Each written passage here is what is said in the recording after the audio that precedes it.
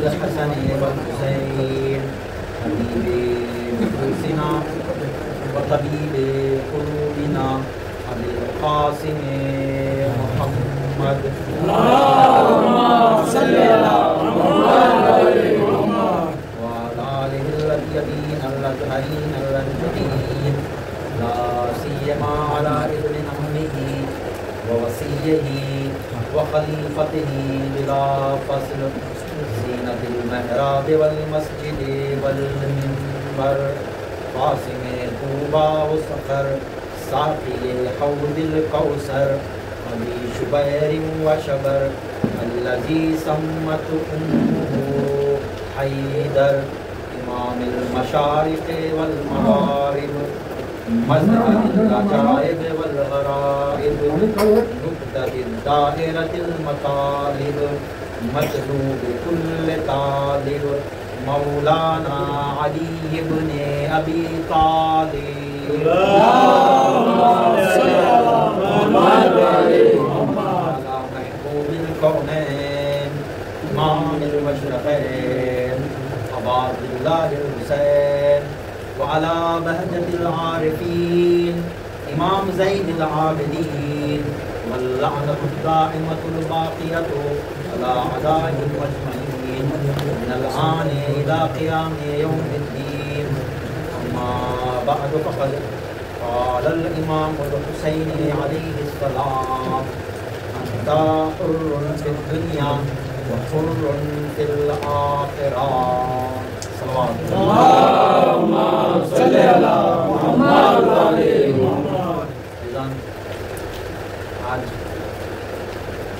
شب اربعین ہے.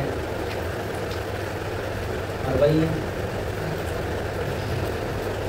ان شہداء کا اربعین جو دشت نینوا پہ جرم و خطا شہید تھے. اربعین ان شہداء کا اربعین جن کا خون کربلا کی ریت پر بہایا گیا. اربعین ان شہدائے کربلا کا اربعین کہ جن کی شہادتوں کے بعد ان کے سروں کو تنوں سے جدا کیا گیا اور سروں کو نیزوں پر بلند کیا گیا. اربعین ان شہداء کربلا کا اربعین کہ جن کی لاشیں دشت نینوا پر بے غسل و کفن پڑی ہوئی تھی. وہ شہداء کا اربعین کہ جن کے سروں کا پیوند تنوں سے اس وقت لگایا گیا جب اربعین ہوا تھا. شہید عشرہ محرم میں ہوئے تھے, 10ویں محرم کو, لیکن سروں کا پیوند اربعین کو ہوا. اربعین کے وقت یہ جو بغیر سروں کے تن دفن کیے گئے تھے دوبارہ ان جسموں کے ساتھ لے کے آ کر سروں کو دفنایا گیا. ہاں عزیزان گرامی, آج شب اربعین ہے, وہ شہدائے کربلا کا اربعین. میں جتنا محسوس کر پایا وہ یہ تھا کہ 10ویں محرم گریا و زاری و بکا کی تھی, بڑے ہی غم کی بھری تھی. لیکن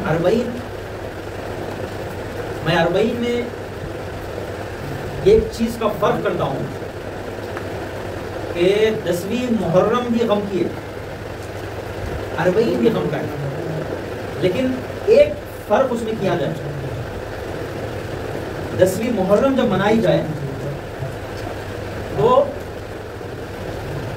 کوئی دعا نہیں مانگی جائے. غم امام حسین کے تقدس میں کوئی دعا نہیں مانگی جائے اور محض غم منایا جائے شہدائے کربلا کا. لیکن جب اربعین منایا جائے تو میں اس بات کو مانتا ہوں کہ شہدائے کربلا کی کامیابی کا پھر تذکرہ ہو. جب اربعین منایا جائے تو صرف غم نہیں منایا جائے، غم کے ساتھ ساتھ شہدائے کربلا کی شان کو بھی زندہ رکھا جائے، شہدائے کربلا کی شان کو بیان کیا جائے، بتایا جائے کہ یزیدیت ہار چکی تھی اور حسینیت جیت چکی تھی۔ جب اربعین منایا جائے تو یہ بتایا جائے کہ جو سر کاٹے تھے وہ مر چکے، جنہوں نے سر کٹا دیا تھا وہ پائندہ، جو سر کاٹے تھے وہ ختم ہو گئے، جن کے سر کاٹے گئے تھے وہ ہمیشہ باقی رہنے والے۔ اذان گرامی، جب 10ویں محرم کو غم منایا جائے تو اپنے اپنے وطنوں کو جایا جائے، لیکن جب اربعین منایا جائے تو پورے مومنین اکٹھا ہوں اور یزیدیت کے آنکھوں میں آنکھیں ڈال کر بتائے کہ شان کربلائی کیا ہے۔ جب اربعین ہو تو غم کے ساتھ ساتھ شان کربلائی کا پرچم بھی بلند ہے۔ جب اربعین منایا جائے تو بڑی شان و شوکت سے منایا جائے۔ ہاں اذان گرامی، اب ان ایام میں تمام دنیا بھر سے اکٹھے ہوئے تمام زائرین وہ مقام کربلا میں موجود ہیں۔ وہ روضہ امام حسین کہ جہاں پر اتنے مصائب ڈھائے گئے اور ایک مسلسل صدیوں در صدیوں کے بعد بھی آل امیہ ہٹی، بنی عباس آ گئے۔ اگر امام حسین کے قبر مطہر پر کوئی سایہ بھی اگر ڈالا جاتا تو اس کو بھی اٹھا دیا جاتا، کوئی مختصر سا کوئی سایہ بھی اگر وہاں پر بنایا جاتا، چھوٹی سی عمارت بھی صرف سایہ کے لیے امام حسین کے قبر مطہر پر بنائی جاتی تو گھوڑوں سے رسیوں کے باندھ کر گھوڑوں کو کھینچا جاتا اور اسے گرا دیا جاتا۔ بطور اعجاز امام حسین کی قبر مطہر پر ایک بیری کا جھاڑ اٹھتا تھا، جتنی بار اسے کاٹ دیا جاتا اتنی بار اٹھتا تھا، اور وہ جھاڑ امام حسین کے قبر مطہر پر مرقد امام حسین پر سایہ کرتا تھا، بار بار اس سایہ کو کاٹ دیا جاتا تھا۔ عزیزان گرامی، صدیوں صدیوں تک یہ ہوتا آیا اور امام حسین کے روزے کو ڈھایا گیا۔ اس کے بعد بھی جو ظالم حکمران آتے رہے، یہی مصائب چلتے رہے۔ صدام پہ جو دور گزرا ہے، 40 سال سے زیادہ وہاں پر ظلم تھا۔ صدام کے بعد میں یہ ہوا کہ پھر امام حسین کے روزے کی طرف اربعین کے لیے لوگ زائرین جمع ہونے لگے۔ جیسے ہی موقع اربعین آیا ویسے ویسے زائرین قبر مبارک امام حسین کے گرد جمع ہونے لگے۔ ہاں عزیزان گرامی، وہ روزہ امام حسین کہ جہاں پر کسی کو آنے نہ دیا جاتا تھا، آج جا کر دیکھو وہاں پر سینکڑوں کا مجمع جمع ہے۔ وہ مرقد امام حسین جہاں پر ایک اربعین کے موقع پر صدام کے دور میں پورے مجموعاً ملا کر 1 لاکھ زائرین جمع ہو گئے تھے، تو صدام نے حکم دے دیا تھا کہ جہاں جہاں سے زائرین آ رہے سب کو گولی مار دی جائے، قتل عام کر دیا جائے۔ 1 لاکھ جہاں پر زائرین کو جمع ہونے نہیں دیا جاتا تھا، ہاں آؤ آ کر اب وہیں کا منظر دیکھو، اب ملینوں کے سر وہاں پر نظر آ رہے ہیں، دوبارہ شان کربلائی نظر آ رہی ہے۔ ارے جس طرح سے حضرت عباس کا سبز پہراوا لہرا رہا تھا، آؤ اب آ کر دیکھو زائرین کا مجمع اس طرح سے لہرا رہا ہے۔ ایک صلوات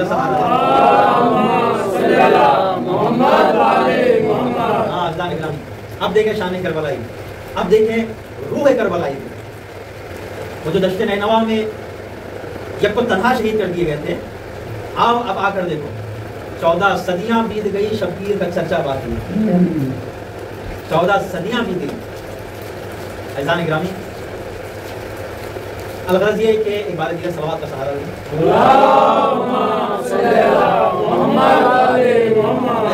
اختصاراً میں یہ چاہتا ہوں کہ وہ جو آزادی کے عنوان میں جو میں مطلب رہا تھا، مختصراً تاکہ ایک کچھ نتیجے جو باتیں رہ گئے وہ میں جو ہے مکمل کر لوں اور بات کو تمام کروں۔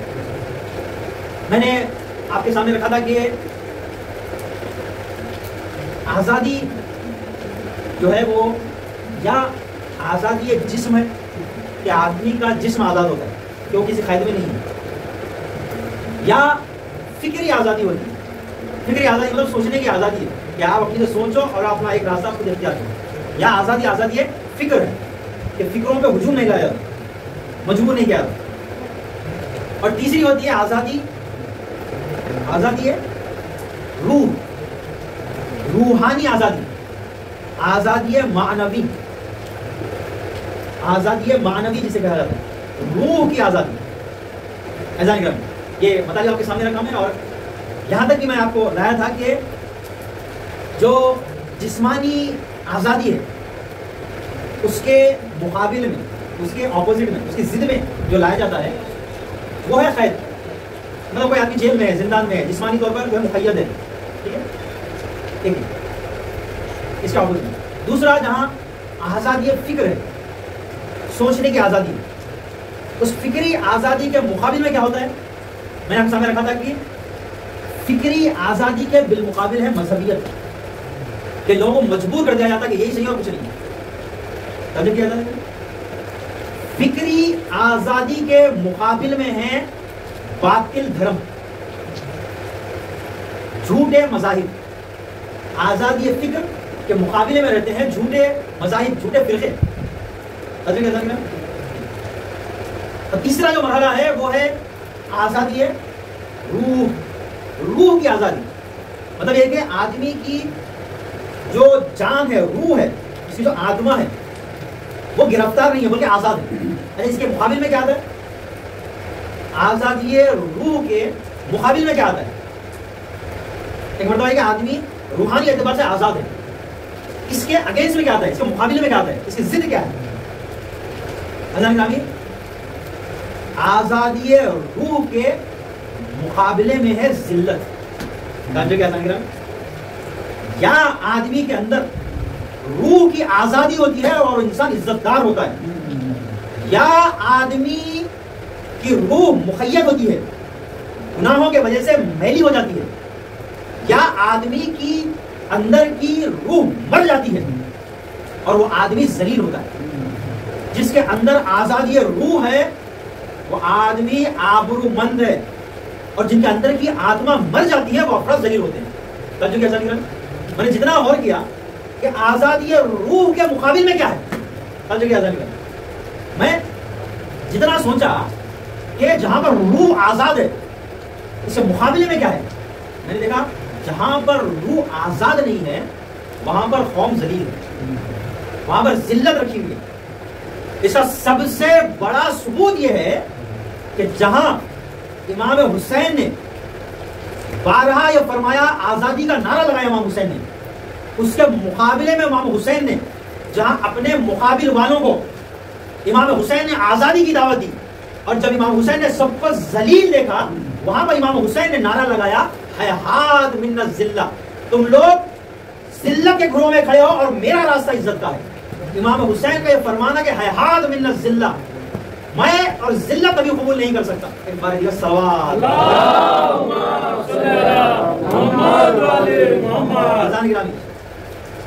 آزادی روح کیا ہوتی ہے وہ امام حسین نے بتایا، اور آزادی کا مقابل کیا ہے وہ بھی امام حسین نے فرمایا، ہیہات من الذلہ.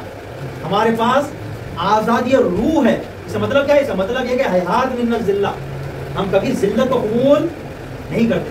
توجہ کیا جاننا ہے؟ میں آپ کو اس مقام تک لا دوں کہ جب یہ ساری باتیں تھیں تو امام حسین کہاں پر تھے؟ توجہ کیا جاننا ہے؟ جب یہ سارے موقع تھے تو اس میں امام حسین کا موقف کیا تھا؟ ان ساری باتوں میں، ان ساری افراد میں، ان ساری سوچوں میں، ان سارے حالات میں امام حسین کا موقف کیا تھا؟ امام حسین کا راستہ تھا آزادی روح کا، امام حسین کا راستہ تھا پاکیزگی روح کا، امام حسین کا راستہ تھا بلندی روح کا. امام حسین بتلا رہے تھے کہ دیکھو ظالموں کے دبدبے کے نیچے یہ قومیں مردہ ہو چکی ہیں، آؤ میرے ساتھ آؤ، میں تمہاری روح کو پروان چڑھانا چاہتا ہوں. امام حسین آزادی روح کی طرف بلاتے تھے. ایزان میں جملہ عرض کرنے جا رہا ہوں، اگر آپ دشمنوں کی طرف دیکھیں گے تو امام حسین کے مقابل جتنے دشمن ہیں سب کی اپنی اپنی غرضیں ہیں. وہ کسی غرض سے آیا ہے، یہ حکومت رائے کی غرض سے آیا ہے، وہ حکومت کوفہ کی غرض سے آیا ہے، وہ فلاں حکومت کی غرض سے آیا ہے. امام حسین کے جتنے دشمن تھے سب کی غرضیں الگ الگ تھی، لیکن جو 72 شہداء آئے تھے وہ پوروں کی روح ایک تھی. مقابلے میں جو امام حسین کے آئے تھے سب کی غرضیں الگ الگ تھی، لیکن جو 72 آئے تھے وہ سب کے سب روح امام حسین میں رنگ چکے تھے. صلوات کا تمام دشمن الگ الگ نیتیں لے کے آئے تھے، لیکن یہ جو 72 تھے وہ بے عنوان دیگر سب کے سب امام حسین میں مل چکے تھے. اور ہر کسی کو وہ تمام 72 روحیں امام حسین سے مل چکی تھی، وہ تمام کی نیتیں امام حسین سے مل چکی تھی. وہ دکھنے میں 72 تھے لیکن ہونے میں ایک تھے. 72 کے 72 ایک روح میں پیوند پا چکے تھے. ہاں اللہ نے گرامی یہ بات تھی کہ امام حسین نے جہاں پر اللہ نے گرامی ایک جملہ مسائل کا آ رہا ہے اور ایک دو مطلب کی طرف روشنی ڈال کے میں اپنے مسائل کی طرف جاتا ہوں.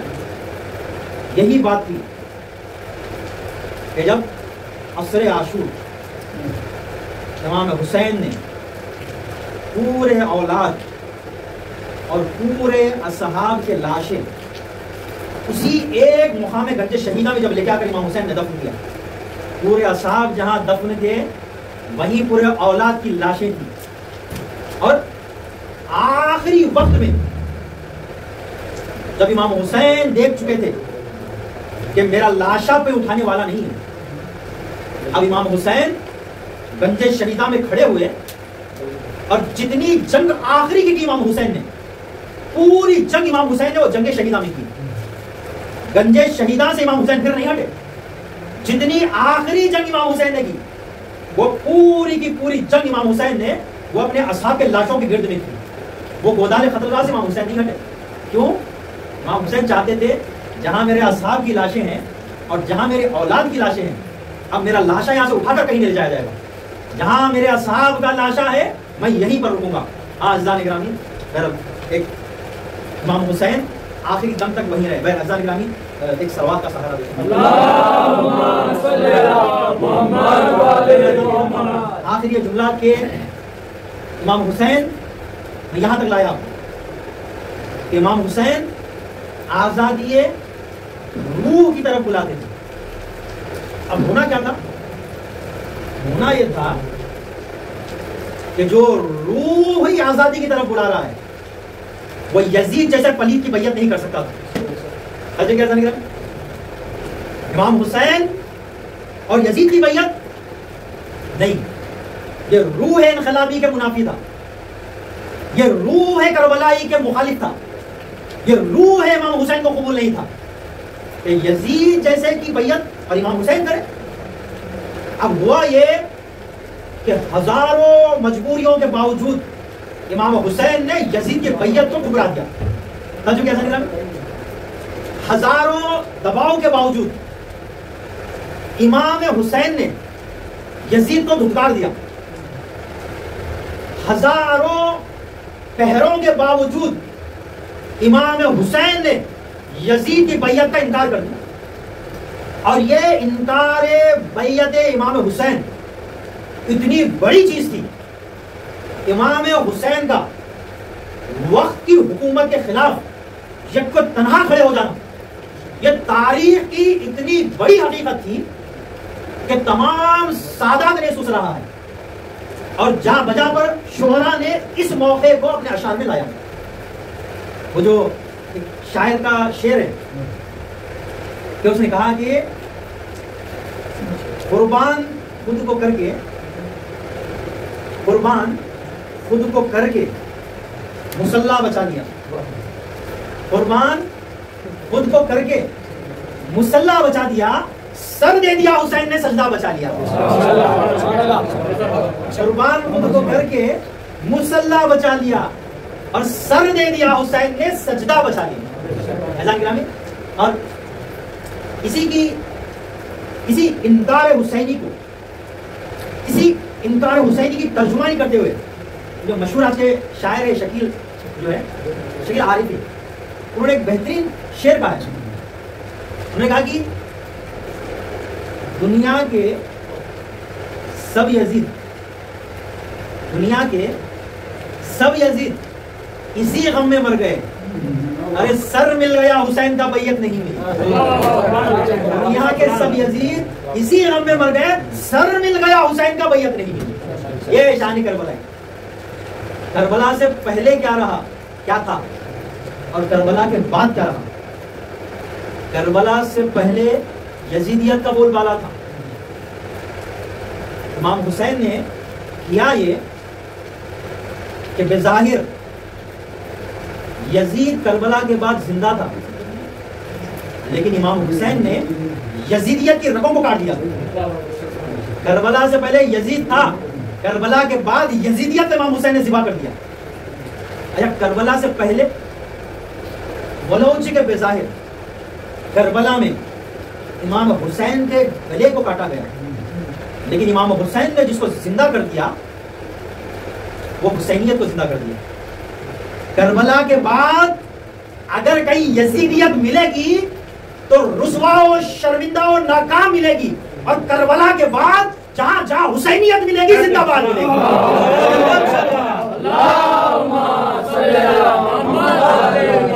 حسین نے کیا کہ امام حسین سے پہلے یزیدیت کا بہت مالا تھا.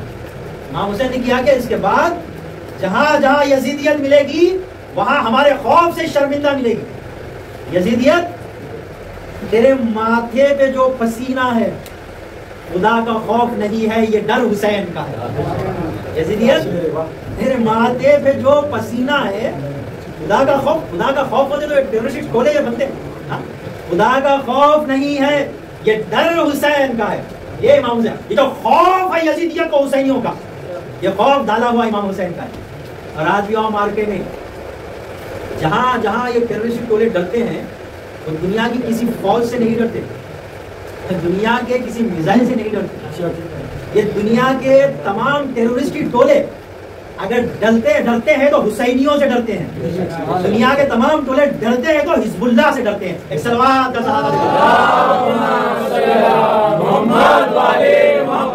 ممبر حسینی سے آخری میں اگر ایک فرد کا نام نہ لے دوں تو شاید یہ اربعین کا حق ادا ہو. وفاداری حضرت عباس کی ایک جھلک دکھائی.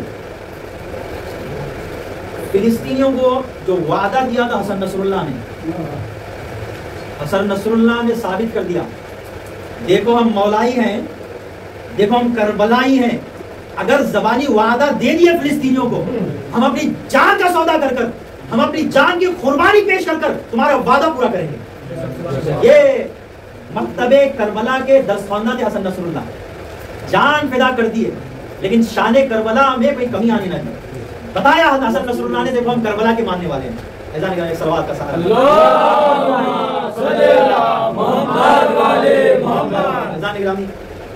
یہ ایسا لمحہ تھا کہ انکار امام حسین جہاں اچھے اچھوں کے دل کانپتے تھے, ارے میری جان جائے میرے اہل و عیال, جہاں اچھے اچھوں کے دل کانپتے تھے وہاں امام حسین نے بیعت کا سوال کو ٹھکرا دیا. انکار امام حسین بعد کو آنے والے ولیوں کے لیے اتنی بڑی حقیقت تھی کہ خواجہ اجمیری نے کہا شاہ است حسین, بادشاہ است حسین, دین است حسین, دی پناہ است حسین, سر داد نداد دست در دست یزید حقا کے بنا الہ الہ است حسین. امام حسین نے اپنا سر تو دے دیا لیکن اپنے ہاتھ کو یزید جیسے پلیت کی بیعت سے میلا نہیں کیا. صلوات بہت بڑی حقیقت تھی انکار امام حسین. یہ انکار حسین اتنا بڑا تھا کہ تمام ولیوں نے اس کے ترانے گائے کہ اے ہمارے جد بزرگوار امام حسین, آپ نے یزید کا انکار کر کر ولیوں کو منشور حیات دے دیا, آپ نے سادات کی شان میں 4 چاند لگا دیے, آپ نے اسلام کو عزت بخش دی, آپ نے بتا دیا کہ رسول کا طریقہ کیا تھا, آپ نے اسلام کی آبرو رکھی. بہرحال عزیزان گرامی, الغرض یہ کہ وہ شہدائے کربلا, چند جملے مسائل کے اور بات تمام. کہ وہ شہدائے کربلا کہ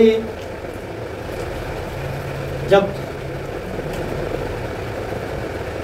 بی بی زینب کے حوالے کاروان کیا گیا، اس انداز میں کاروان کیا گیا، اس طرح سے کاروان حسینی کی سالاری بی بی زینب کے ذمے کی گئی کہ بی بی زینب کے ہاتھ پس گردن رسن میں بندھے تھے، وہ خیموں میں آگ لگا دی گئی تھی، خیموں سے دھواں اٹھ رہا تھا،